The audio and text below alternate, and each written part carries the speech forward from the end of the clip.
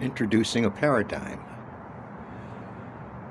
That's kind of a word maybe worth looking up, seeing what it means, what it can mean, if there are different definitions of it or different uses of it, different contexts for paradigm. P-A-R, paradigm. So, I was introduced to this word in a class. It also involves shop or floor time. There was another word that went along with that. Paradigm is framing. And both of these are how you see things. Framing is typically a visual concept. When you look at something, what are you looking at? Are you looking at the whole thing or staring at something focused on something specific in that? So it's kind of the idea of a window. You can have thoughts about windows into your mind and windows into others' minds, others.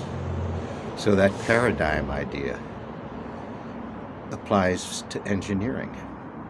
Paradigm versus a window. Paradigm is the how you chose that window. What do you see with that? That's kind of the paradigm.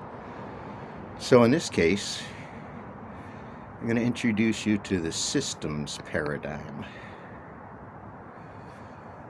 This is how I view quite a few things out there in the world, as systems. Now, some people turn this holistic and talk about holistic systems and ways of being and doing, and that's simply living with the world around you. And there's extremes. So this paradigm of seeing things as systems, when you see a store, do you think about the delivery trucks it took, the people it took to put the goods on the shelves? Do you appreciate the work that those people are doing? And the checkout clerks, because that store is part of a system. It has a supply chain feeding it, and it has customers it's trying to feed, as an example. So seeing things as systems makes your world very complicated. But that's a paradigm. It's only one way of seeing things. Another paradigm of seeing things, ways of seeing things, is as an artist. You see the colors, the brilliance, the context, the shadows, the shades, the hues, and you can name them, and you can maybe put them back on paper, or put them into words other people enjoy, or put them into videos. Give a visual context to the world you're trying to introduce people to. So yes, this paradigm word is an odd one. Not very useful in normal conversation, eh? But the idea of systems thinks, where does that lead you? Well, in the engineering fields, it leads you through paths of project management. How do you manage a project? How big is the project? How big do you need to make the management portion of the project? Say your project involves thousands of people, dozens of contractors, operators and skilled trained workers inside a facility to be able to use whatever you're putting into a facility. And you go through this every 4 years for decades in making things work faster, work better, work safer, work cheaper, or pack them up to ship them overseas to a foreign nation for their whatevers, spare parts. Where do you think your fenders come from? Tools and dies that may have been made in America, because we used to do that. So this systems thing, this systems notion, this systems idea can get very big very fast. It's one of the things that you have to use in the nuclear conversations that I should start up again. Need to use this systems idea, this systems approach. That system of nuclear includes going and finding and retrieving rare earth elements, refining them through some of the most tedious chemical processes, the most expensive of machines. If you want a story of processing chemicals, You can look at Iran's work towards building nuclear fuel, because go look at the world. The world is looking at nuclear. Big time. Another video.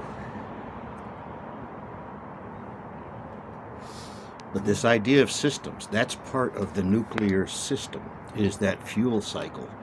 And that fuel cycle is billions, now trillions in the planning and execution. It's a mine somewhere in nowhere that people really don't want you too worried about, that might pollute the groundwater, that might pollute an aquifer underneath, far underneath. And this happens.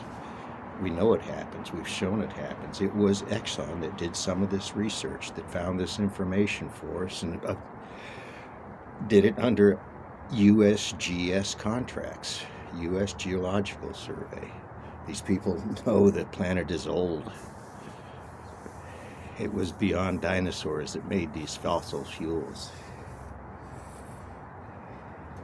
So systems. I think you might be getting the idea how quickly the world can blow up and how complicated it can get. But you know, for the most part, it's just business.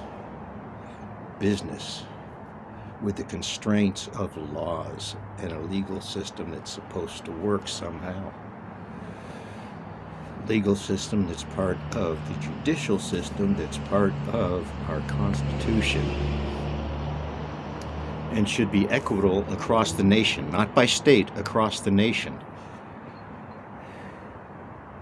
So this system paradigm gives you some concept into what's going on out there, how things work, how big things can become so quickly.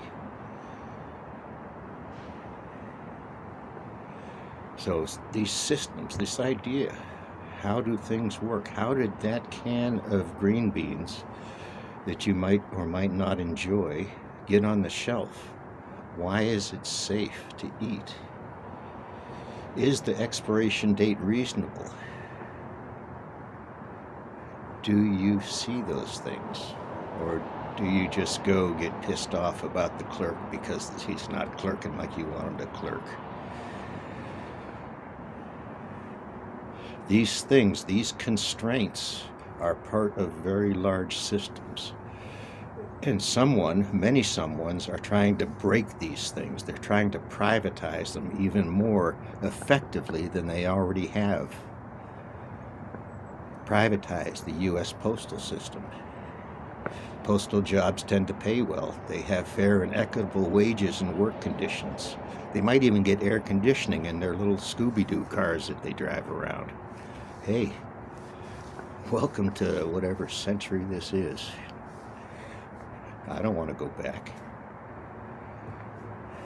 Systems, energy policy. Energy policy is supposed to be looked over by something called the FERC, F-E-R-C, Federal Energy Regulatory Commission. These are the people that worry about the big picture, one state connecting to the next state, compatible systems and functioning, proper communications and feedback amongst distributive control systems. I've mentioned those in preview, a little bit of experience inside those things and out. So systems, that paradigm, that's what it is. It's a paradigm. It's a way of looking at things. When you open a window into someone else's world, the other, you begin to see how the real world works.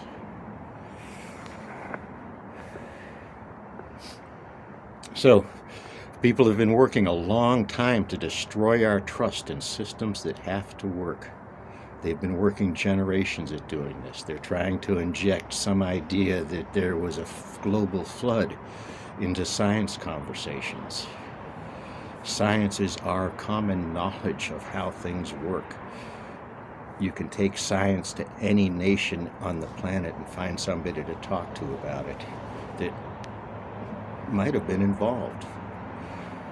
Or they get the books to teach others about science and how this global institution works, is part of so many systems. I could tell you about procedures and guidelines used in electronics that comes out of scientists' work in understanding precision.